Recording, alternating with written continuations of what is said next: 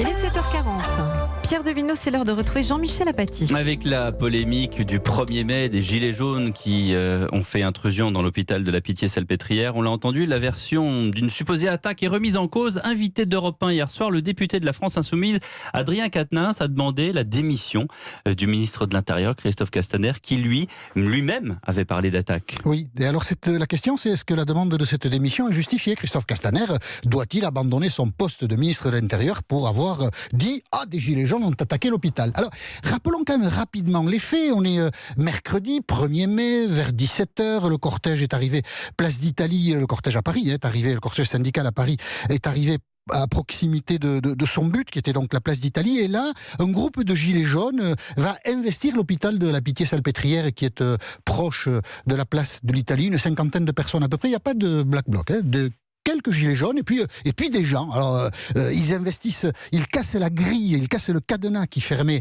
la grille de l'hôpital et ils veulent rentrer dans le service de réanimation. Les soignants les en empêchent.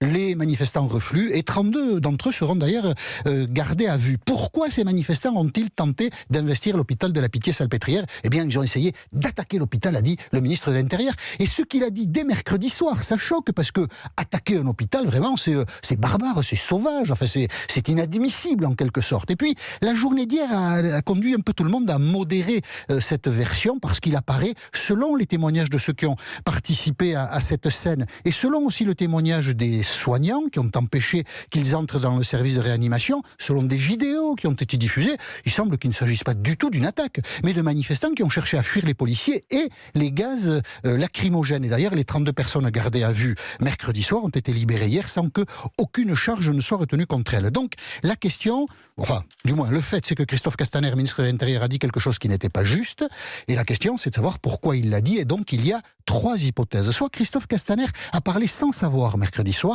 il a parlé trop vite, il a cédé à ses émotions, et ça n'est pas bien de voir un ministre de l'émotion, de l'Intérieur, céder à ses émotions, c'est un peu révélateur. Le ministre des émotions. Donc là, c'est une faute professionnelle qui mérite un blâme, juste un blâme. Soit Christophe Castaner ne savait pas grand-chose, mais il a flairé le coup politique, la possibilité de discréditer les gilets jaunes, donc de manipuler l'opinion publique. Ça, c'est pas bien, monsieur Castaner, et ça mérite un carton jaune. Il reste sur le terrain, mais quand même, il y a une petite menace pour le futur. Soit Christophe Castaner, c'est la 3e hypothèse, savait. On dit bien que le ministre de l'Intérieur est l'homme le mieux informé de France. Il savait, mais il s'est dit, nous, on ne saura pas. Enfin, l'opinion publique ne saura pas. Donc, je peux faire un mensonge. Et là, monsieur Castaner, si c'est ça, c'est carton rouge. Alors, laquelle de ces 3 hypothèses ? Donc, carton rouge, c'est expulsion du terrain. Je le rappelle, pour ceux qui ne sont pas coutumiers de ce genre de choses. Je sais que je suis nul en foot, mais enfin bon... Oui, d'accord. Mais carton rouge, c'est expulsion du terrain. Donc, laquelle de ces 3 hypothèses il faut privilégier ? Ce matin, on ne sait pas exactement. Je ne dirais pas que la police enquête, parce qu'à mon avis, la police n'enquête pas. Mais il faut noter que Christophe Castaner, depuis cette prise de parole, est muet. Alors, monsieur Castaner, on vous invite à participer à l'enquête et à nous dire de ces 3 hypothèses laquelle est la bonne pour que l'on sache quelle sanction vous méritez, monsieur le ministre de l'Intérieur.